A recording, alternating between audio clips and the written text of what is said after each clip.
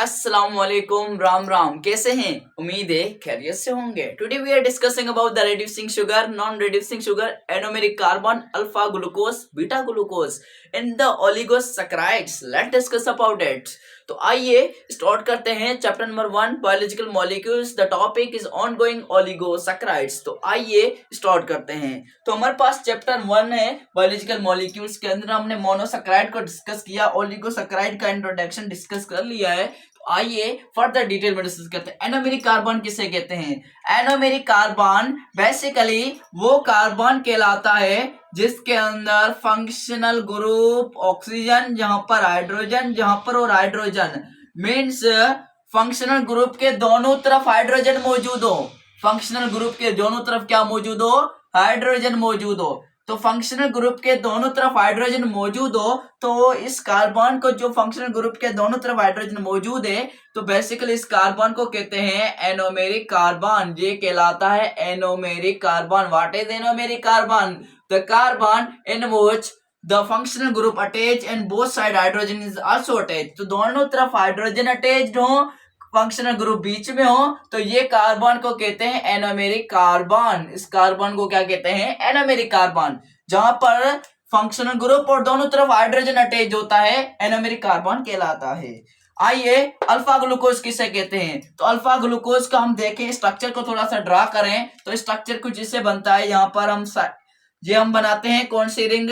पायरोनोज ring, जिसके अंदर 6 corner आते हैं। कितने कार्नर आते हैं? 6 कार्नर आते हैं। ऐसा ही है। तो हमने डिस्कस किया है कि पायरोनोज रिंग एंड फोरोनोज रिंग। अगर वो लेक्चर ने डिस्कस की देखा आपने तो प्लीज जरूर देखिएगा वो लेक्चर।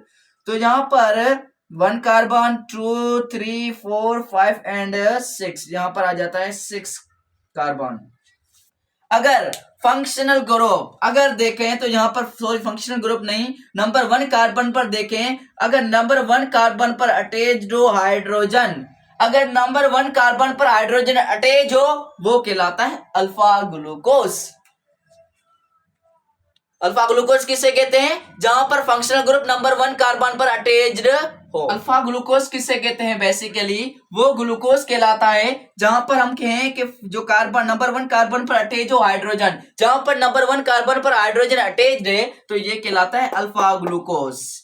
अगर देखें बीटा ग्लूकोज के अंदर क्या होता है, यहाँ पर oxygen, carbon carbon carbon carbon, ये है cyclic ring number 1, 2, 3, 4, 5 and C2AOH। अगर नंबर 1 कार्बन पर अटैच हो OH, जब नंबर 1 कार्बन पर OH अटैच हो तो ये कहलाता है beta glucose. Alpha glucose number 1 carbon पर हाइड्रोजन अटैच हो, अल्फा ग्लूकोज कहलाता है। बीटा ग्लूकोज नंबर 1 कार्बन पर OH ग्रुप अटैच्ड हो, ये कहलाता है beta glucose. Easy concept, clear concept. आगे फर्दर डिस्कस करते हैं। मोस्ट इंपॉर्टेंट कॉन्सेप्ट बताने जा रहा हूं आपको, इजी कॉन्सेप्ट, जो इंटर वालों को भी नहीं पता होता कि ये क्या है, वो भी डिफिकल्टी फील कर रहे होते हैं, लेकिन इजी कॉन्सेप्ट बताऊंगा तो आपका टोटली कंसंट्रेशन चाहूंगा। एक होते हैं नॉन रिड्यूसिंग शुगर, दूसरे होते हैं रिड्यूसिंग शुगर। तो रिड्यूसिंग शुगर किसे कहते हैं? नॉन रिड्यूसिंग शुगर किसे कहते हैं? ग्लाइकोसाइडिक लिंकेज किसे बनती है? तो आइए स्टार्ट करते हैं। तो हमारे पास ये है पायरोनोज रिंग, ये भी है पायरोनोज रिंग्स।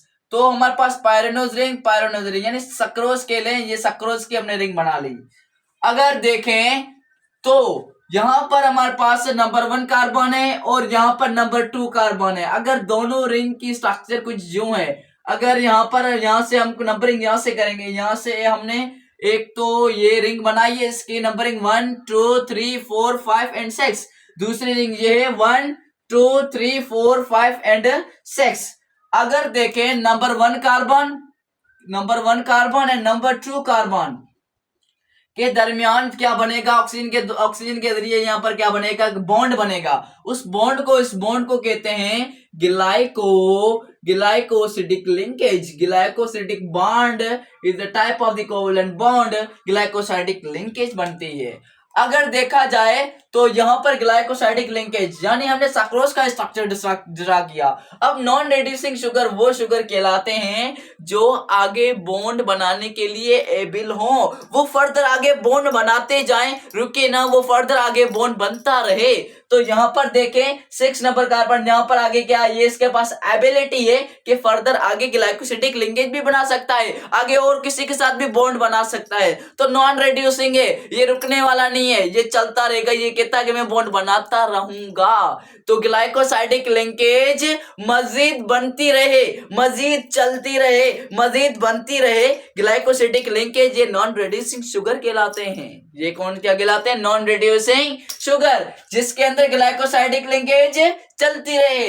लेकिन रिड्यूसिंग शुगर के अंदर ग्लाइकोसाइडिक लिंकेज बस दो मोनोसैकेराइड के दरमियान होती है, आगे ना हो। तो मीन्स वो ऐसे ग्लूकोज जो मोनोसैकेराइड जो आगे बॉन्ड ना बना सके, वो फर्दर बॉन्ड एबल ना हो बनाने के लिए, ग्लाइकोसाइडिक लिंकेज बनाने के लिए एबल ना हो, ये कहलाते हैं reducing sugar. Non reducing sugar जो आगे ग्लाइकोसाइडिक लिंकेज बनाने के लिए फर्दर बॉन्ड को एबल हो, नॉन रिड्यूसिंग शुगर कहलाता है। आगे बनाने के लिए बॉन्ड एबल ना हो ग्लाइकोसाइडिक, तो ये कहलाता है reducing sugar. All the monosaccharides are the reducing sugar, monosaccharide होते हैं वो रिड्यूसिंग शुगर हैं। मोनोसैकेराइड सारे क्या हैं? रिड्यूसिंग शुगर, क्योंकि वो आप फर्दर बॉन्ड बनाने के लिए क्या होते हैं? एबल नहीं होते। तो सारे के सारे मोनोसैकेराइड रिड्यूसिंग शुगर के अंदर आते हैं। तो बुक के अंदर हम डिस्कस करते हैं, रीडिंग कर लेते हैं बुक के अंदर, तो ये क्या कह रही है हमारी बुक। तो आइए स्टार्ट करते हैं। The disaccharide may be the reducing and non-reducing। Disaccharide है वो हमारे पास है ओलिगोसैकेराइड की टाइप है, वो रिड्यूसिंग भी हो सकती है, नॉन रिड्यूसिंग भी हो सकती है। द रिड्यूसिंग शुगर है carbohydrate which is capable of the being oxidised and cause the reduction of the other substances without hydrolysis. Clear हो गया? ठीक है। It is due to the presence of the free aldehyde and free ketone group. यहाँ पर free aldehyde भी होगा, free ketone भी होगा, अल्फा ग्लूकोज और बीटा ग्लूकोज मिलेगा। Examples are the maltose, lactose, etc. The non-reducing sugar are carbohydrates which are unable to oxidize and do not reduce other substances. It is due to the absence of the free aldehyde or ketone group. Sucrose are the phenols, etc. Living organisms, especially plant, transport their sugar more from sucrose leaves sink for tissues in the form of the non-reducing, where glycosidic bonds are found between carbonyl groups. Both the sugars, sucrose is the sugars which is the non-reducing. It contains more energy. It is energy efficient in transport and storage. During transport, it is oxidized and react with the other substances. So no intermediate reaction with the other molecule occur. Clear हो गया जी? आगे हमारा topic है polysaccharides. तो हम second lecture के अंदर polysaccharide को डिटेल में डिस्कस करेंगे। If you have any question then you may ask in comment section. Thank you, अल्लाह हाफिज।